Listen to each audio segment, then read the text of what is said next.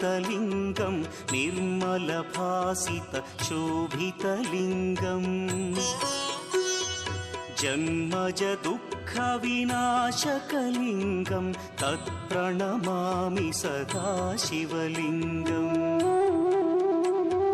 देवमुनिप्रवरार्चितलिङ्गं कामदहन करुणाकरलिङ्गम्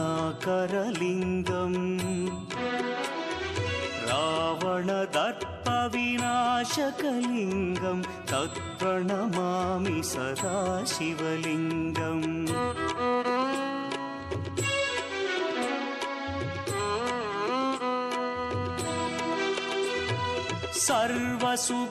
सर्वसुगन्धसुलेपित